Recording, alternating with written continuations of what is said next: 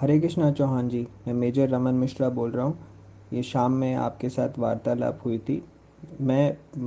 क्योंकि भगवत गीता और शास्त्रों का कुछ अध्ययन कर रहा हूँ, तो इसी संदर्भ में मैं आपसे साथ कुछ ज्ञान जो है, जो हमें समझ में आता है, वो हम आपके साथ शेयर करना चाहते हैं। तो ये इस विषय में है कि जो अनाज है वो वास्तविक में मनुष्य का आहार है या नहीं। तो मैं आपके साथ चर्चा कर रहा हूँ, मैं कुछ निर्धारित निष्कर्ष पे नहीं आ रहा हूँ। तो हम मेरे मुझे स्मृति हुआ कि तीसरे अध्याय में भगवत गीता में भगवान तीसरे अध्याय का तो 14 श्लोक जो है, 14वां श्लोक 3.14 भगवत गीता का, अगर आप उसमें देखिएगा तो भगवान अनाज के बारे में बताते हैं। तो उसमें बताते हैं कि अन्न के बारे में बताते हैं, अन्नात् भवन्ति भूतानि पर्जन्य अन्न संभव यज्ञात् भवति पर्जन्यो यज्ञ कर्म समुद्भवः। यानी कि भगवान बता रहे हैं अन्नाद भवंती भूतानी।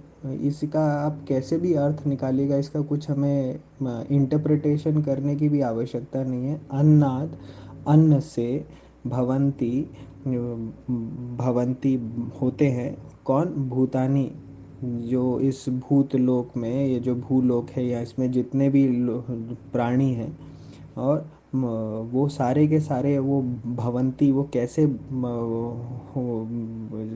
भवंती होते हैं, वो अन्न से होते हैं।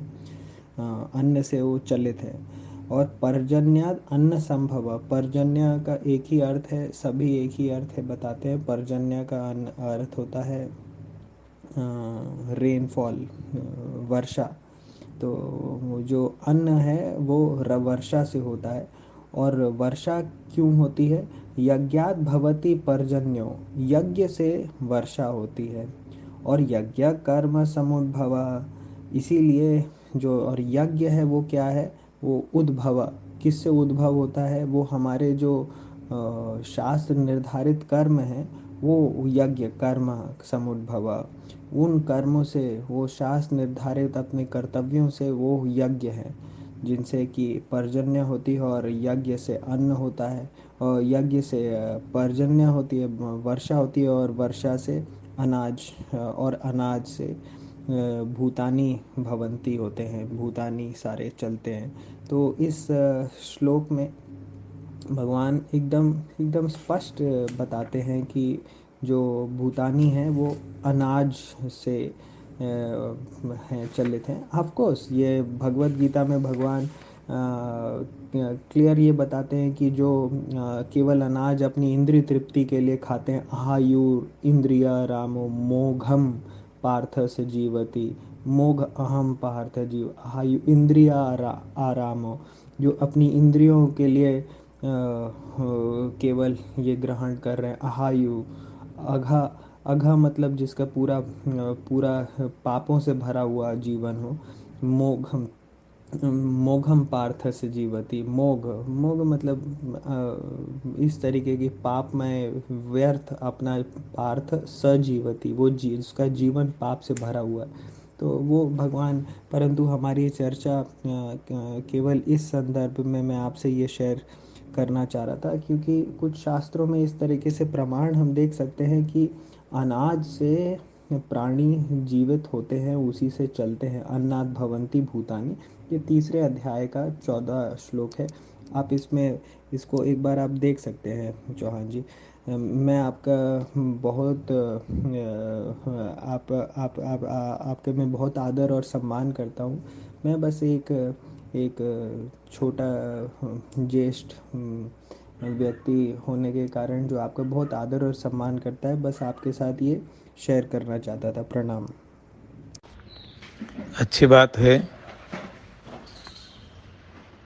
आप जैसे ज्ञानी पुरुष जो शास्त्र में ज़्यादा रुचि रखते हैं, शास्त्रार्थ करते हैं, समझते हैं, तो आपसे ही हमें कुछ जानने को मिलता है। हमारे पास तो इतना वक्त भी नहीं है, समझदारी भी नहीं है। तो सबसे पहले मैं आपके चरणों में कोटि कोटि वंदन करता हूँ। आपका हृदय से धन्यवाद करता हूँ।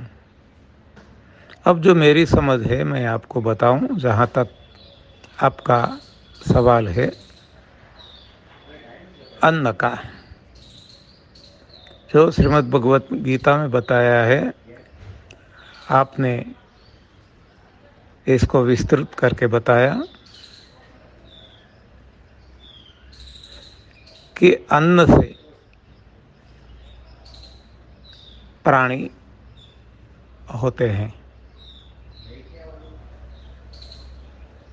तो ये बात तो सही ही है, जब शास्त्र में है तो ये भी बराबर है, हमें मानना है। लेकिन हम ये भी जानते हैं कि एक ही शब्द के अनेक अर्थ हम निकालते हैं। तो यहाँ अन्न का अर्थ मेरे हिसाब से है भोजन, जो प्राणी खाना खाता है। अन्न का अर्थ अनाज नहीं है, जो हम बाजरी, गेहूँ, चावल, बंटी, ये सब कुछ मिलेट, ये जो बताते हैं, इसको हम अनाज कहते हैं, धान्य कहते हैं। तो ये अर्थ यहाँ नहीं है। यहाँ अन्न का अर्थ है भोजन, खुराक, फूड। कैसे हम कहेंगे, मान सकते हैं कि एक तो श्रीमद् भगवत गीता का ही आधार है, अहम वैश्वानरो भूत्वा प्राणिनाम देहम आश्रितः प्राणापान समायुक्त पचामि अन्नम चतुर्विधम। ये जो बताया है, तो यहाँ मनुष्य रूप में भगवान ने ये अन्न का अर्थ ये भी बताया है, पत्रम पुष्पम फलम तोयम यो में भक्त्या प्रयच्छति। ये 4 प्रकार के अन्न हैं। जब भगवान मनुष्य रूप में है, तब वो अपना अन्न, जो 4 प्रकार का अन्न पचाते हैं, इसमें यहाँ ये अन्न बताया है। दूसरा, हम ऐसा भी समझ सकते हैं कि 4 प्रकार के अन्न, पृथ्वी, जल, अग्नि और वायु, ये भी कह सकते हैं। आकाश है पंचतत्व में, इसको पचाना नहीं पड़ता। तो इस तरीके से इसको भी अन्न कह सकते हैं। और यहाँ जो भगवान ने बात की है, वो भूत समुदाय की बात की है, यानी कि केवल मनुष्य नहीं, जितने भी जीव है सृष्टि पे, यानी कि जलचर, स्थलचर, नभचर, पानी में रहने वाले, जमीन पे विचरण करने वाले, और गगन में उड़ने वाले, आकाश में उड़ने वाले, यहाँ हम देख सकते हैं कि हर कोई खाते हैं अपना अपना भोजन। मान लो जलचर की बात करें तो कोई अनाज नहीं खाते, दालें नहीं खाते, मिलेट नहीं खाते। अब स्थलचर में बात करें तो हाथी, घोड़ा, भैंस, बैल, शेर, चीता, बाघ, वरु, बहुत सारे ऐसे प्राणी समुदाय है जो अनाज, दालें नहीं खाते। उसी तरह बहुत सारे सूक्ष्म जीव भी है, कीटक हैं, वो भी कोई अनाज, दालें नहीं खाते। जो अनाज हम कहते हैं वो नहीं खाते हैं। और हर किसी का भोजन भगवान ने अन्न बताया है। यानी कि अन्न की व्याख्या, डेफिनेशन, अर्थघटन जो हम करते हैं वो कुछ गलत है। तो ये मेरे हिसाब से इंसान के लिए अन्न, कंद, मूल, फूल, फल, पत्तियां, हवा, प्रकाश और पानी, ये अन्न है इंसान के लिए। अन्य सारे पशु पक्षी के लिए हवा, प्रकाश और पानी तो कॉमन है, और बाकी जो खाते हैं ये उनका अन्न कहा जाता है। वो सभी के लिए बिलग बिलग है। जैसे हम समझ सकते हैं हमारी इंसान की टर्मिनोलॉजी में कि जितने भी व्हीकल्स है वो ईंधन से चलते हैं। फिर से रिपीट करता हूँ, जितने भी व्हीकल्स, वाहन इंसान ने बनाए, हमने बनाए, वो कोई ना कोई ईंधन से चलते हैं। नाम ईंधन दिया है, और जो ईंधन यहाँ वाहन का खुराक है, भोजन है, ऐसा भी समझ सकते हैं। तो उनके लिए अन्न ये है। वहाँ प्राणियों के लिए भगवान ने बताया है, हम समझने के लिए, कंपैरिजन करने के लिए, तुलनात्मक अभ्यास करने के लिए ये व्हीकल का एग्जाम्पल लेते हैं। तो हम देख सकते हैं कि कोई पेट्रोल ड्रिवन कार है, स्कूटर है, मोपेड है, बाइक है, तो उसके लिए वो ईंधन है, ईंधन ही उनका भोजन, वो पेट्रोल है। जबकि और सारे व्हीकल्स है, जीप है, ट्रक है, डीजल ड्रिवन कार है, तो उनके लिए ईंधन, भोजन, अन्न, वो डीजल है। उसी तरह से कोई सीएनजी से चलने वाली है, कोई एलपीजी से चलने वाले हैं, कोई भाप से चलते हैं, कोई हवा से चलते हैं, कोई बैटरी से चलते हैं। तो ये अपना अपना भोजन, अपना अपना ईंधन बिलग बिलग है। सभी को हम ये मोटिवेशनल फोर्स कहें, इनको एनर्जी प्रदान करने वाला कोई तत्व कहे, फ्यूल कहे, ईंधन कहे, उनका भोजन कहे, खुराक कहे, तो इसी तरह से हम समझ सकते हैं। ये मेरी अपनी निजी समझ है, ये मेरा अपना मंतव्य, ओपिनियन मैंने आपके सामने रखा है। हो सकता है वो सही भी हो, गलत भी हो, लेकिन ये मेरी मान्यता है। ओके, प्रणाम, बार बार प्रणाम। प्रणाम गुरुदेव। मैं योगींश रमेश चंद्र भार्गव। अन्य की सुंदर व्याख्याएं सुनकर मेरा मन भी माना नहीं, और मैंने सोचा कि क्यों ना मैं भी अपनी ओपिनियन आप सभी के और भगवान श्री कृष्ण के चरणों में अर्पित समर्पित करूं। आपने गुरुदेव बिल्कुल सही कहा।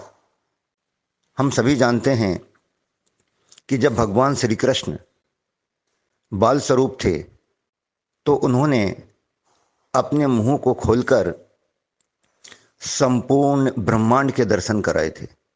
इसी प्रकार गीता के अंदर भी संपूर्ण ब्रह्मांड समाया हुआ है।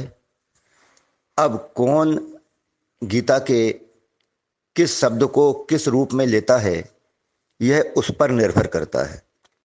मैंने बोला कि मेरा मन नहीं माना, तो मन के बारे में ये कहा गया है कि जैसा अन्न वैसा मन। इसका यह मतलब तो नहीं है कि जो लोग वेगन हैं, जो लोग सिर्फ प्राकृतिक आहार कर रहे हैं, खाली सब्जी, साग पात या कि फलों का सेवन कर रहे हैं, उनके पास मन ही नहीं है, ऐसी बात नहीं है। तो ये सत्य है कि भगवान श्री कृष्ण ने गीता में अन्न का जो उद्धरण किया है वो भोजन से है। जैसा अन्न वैसा मन, तभी तो ये कहावत है। यही कारण है कि जो लोग न सिर्फ मांसाहार बल्कि जो अपने आप को शाकाहारी कहते हैं, शाकाहार तो अपने आप में साग पात खाने वालों को कहा जाना चाहिए, लेकिन अन्न का सेवन करने वाले भी जो लोग अपने आप को शाकाहारी कहते हैं, वे भारी भोजन करते हैं तो उनके अंदर तामसिक वृत्ति जागृत हो जाती है, उनका मन तामसिक हो जाता है। किसी का मन भोजन से ही राजसिक हो जाता है और किसी का सात्विक हो जाता है। तो निश्चित रूप से अन्न का मतलब भोजन से है, आहार से है, ना कि अनाज से। पुनः दोहराता हूं, इसीलिए कहा जाता है कि जैसा अन्न वैसा मन।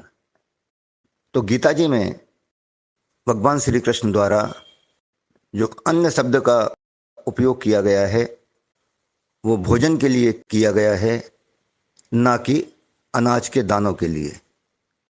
पुनः जो भ्रमित लोग हैं उन लोगों के चरणों में प्रणाम करने वाले श्रद्धेय श्री बीबी चौहान साहिब के चरणों में, साक्षात परब्रह्म परमात्मा स्वरूप भगवान श्री कृष्ण के चरणों में मैं नमन करता हूँ। प्रणाम, आभार, धन्यवाद। सादर प्रणाम चौहान जी। और जैसे आपने बताया एकदम सही कि ये जो अन्न की परिभाषा है वो अनाज नहीं बल्कि हमारा शरीर का जो ईंधन है वो वास्तविक में होनी चाहिए। और यही अहम वैश्वानरो भूत्वा के श्लोक में भी अन्न की परिभाषा सेम इसी पुस्तक में फूड स्टफ करके दिया है। तो आपकी जो टिप्पणी है वो वास्तविक रूप में पूरी तरीके से सही है। और ये भी इसलिए भी सही है, वहाँ पर भी इस प्रकार से था कि अन्नात् भवन्ति भूतानि, सारे भूतानी जो हैं वो अन्न पे पलते हैं, परंतु सारे भूतानी जितने भी भूतानी हैं वो केवल अनाज नहीं खाते हैं, कुछ हरी पत्तियाँ खाते हैं, कुछ मांस खाते हैं, तो सबका अन्न अलग है। उसी प्रकार से इस श्लोक में भी यहाँ पे पचामी अन्नम चतुर्विधम, तो 4 प्रकार के अन्न को पचाती है विश्वानरी जो जठर अग्नि है। तो यहाँ पर भी 4 प्रकार के अनाज तो नहीं हो सकते हैं, तो इसीलिए यहाँ पर अन्न का वास्तविक अर्थ जो है वो हमारे शरीर का ईंधन है। धन्यवाद चौहान जी, आपको भी कोटि कोटि नमन, कोटि कोटि प्रणाम। मैं आपका बहुत आभारी हूँ। धन्यवाद। हरे कृष्णा।